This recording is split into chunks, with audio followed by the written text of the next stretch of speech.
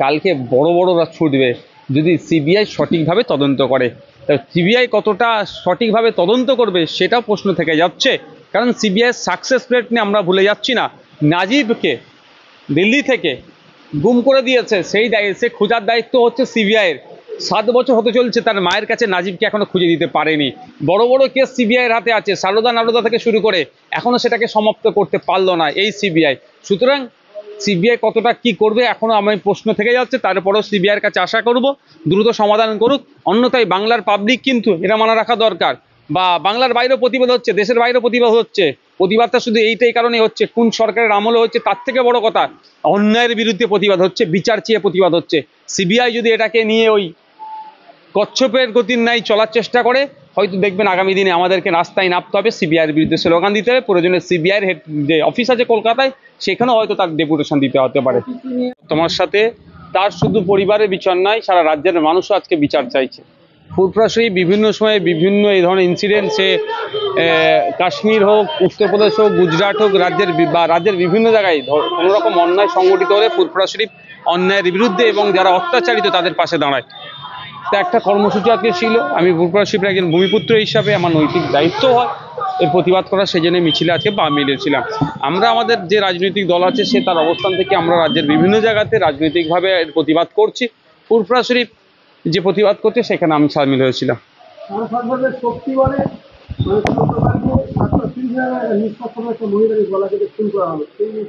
আমি বাড়িতে গিয়েছিলাম প্রিয়াঙ্কা হাসদা নামে, সেই প্রিয়াঙ্কা হাসদাকে কে বা কারা খুন করলো এখনো পর্যন্ত পুলিশ কিনারা করতে পারলো না, অ্যারেস্ট এখনো পর্যন্ত হয়নি।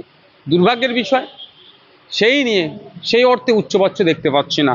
কিন্তু আজকে আপনারা দেখেছেন যে ফুরফুরা শরীফের যে মিছিলটা হয়েছে, পদযাত্রা যেটা হচ্ছে, সেখানে যেমন তিলোত্তমার কথা হচ্ছে কলকাতার, ঠিক সাথে সাথে বর্ধমানের প্রিয়াঙ্কা হাসদা, আনিস খান থেকে শুরু করে প্রসেন মণ্ডল, যাকে আপনার মোবাইল চুরির অপরাধে পিটিয়ে খুন করেছে, তারও সাথে যে অন্যায় হয়েছে তার বিচার যাতে হয়, তার পরিবার যাতে বিচার পায় এবং যারা অন্যায় করেছে যারা শাস্তি পায় সেই দাবিতে। এবং ইসরাত আলমের কথা আজকে উঠে এসেছে, আপনারা দেখেছেন আজকের এই মিছিল থেকে। ইসরাত আলমকেও চুরির অপবাদে পিটিয়ে মারা হয়েছে, তারও পরিবার যাতে ন্যায় বিচার পায় সেই জন্য আজকে ফুরফুরা শরীফের পক্ষ থেকে আজকের এই মিছিলটা হচ্ছে। এই মিছিল ফুরফুরা শরীফ থেকে বার্তা এটাই দেয়, সারা রাজ্যের মানুষদের, কিছু শুভবুদ্ধি সম্পন্ন মানুষকে বার্তা এটাই দিচ্ছে, যেখানে অন্যায় হবে গণতান্ত্রিক প্রক্রিয়ায় গর্জে ওঠার কথা।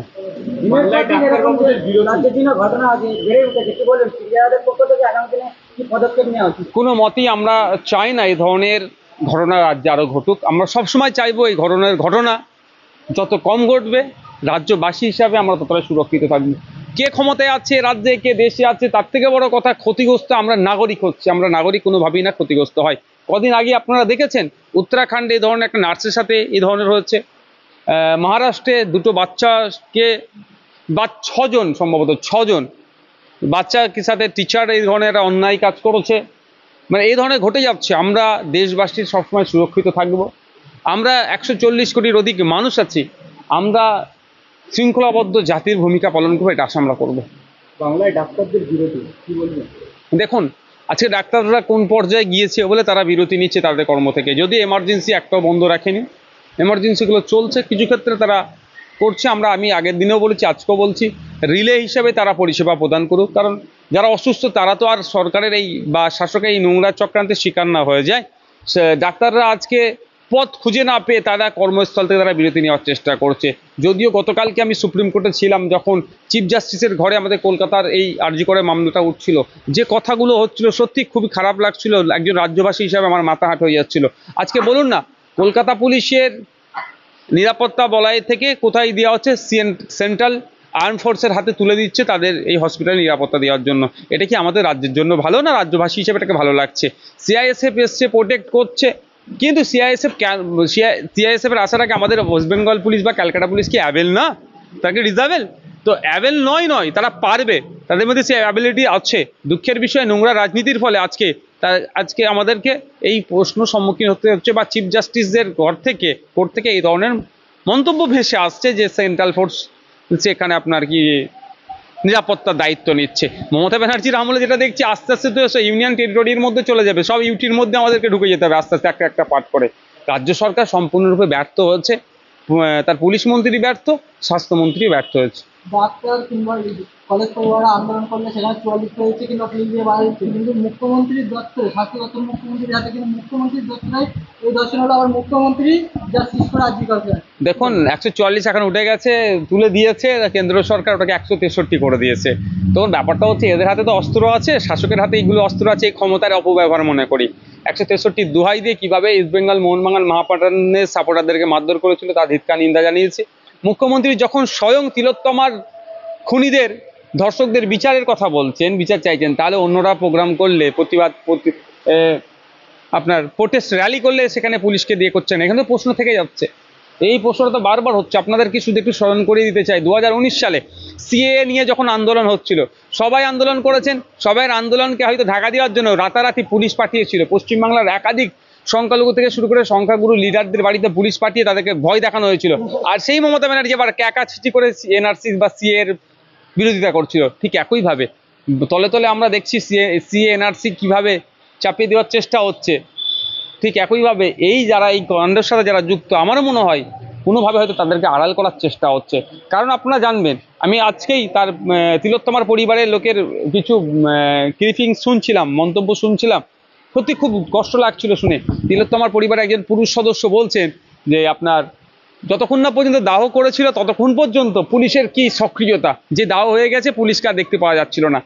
আর শ্মশানের যিনি দায়িত্বশীল আছেন, তেনার বক্তব্য যে তার আগে পুলিশ ফোন করে বলেছে যে যাচ্ছে, রেডি রাখো। মানে এই ধরনের কথাবার্তা তাদের মধ্যে কনভারসেশন হয়েছে। যেখানে 3টে ডেড বডি অলরেডি ছিল, তাকে না দাহ করে তিলোত্তমাকে দাহ করছে। মানে বুঝতে পারছি না পুলিশের তৎপরতা। এক্ষেত্রে কি হয় জানেন, রিপোস্টমর্টম, পুনরায় যে পোস্টমর্টমের যে ব্যাপারটা আর থাকে না। মুসলিম সমাজের ক্ষেত্রে হলে, খ্রিস্টান হলে, আর যাদের দাফন মানে কবরস্থ করার ব্যাপার আছে তাদের রিপোস্টমর্টম, পুনরায় পোস্টমর্টম করা যায়। হিন্দু সমাজের মানুষ বা যারা মরে গেলে দাহ করে, তাদের দ্বিতীয়বার পোস্টমর্টমের কোনো সুযোগ থাকে না।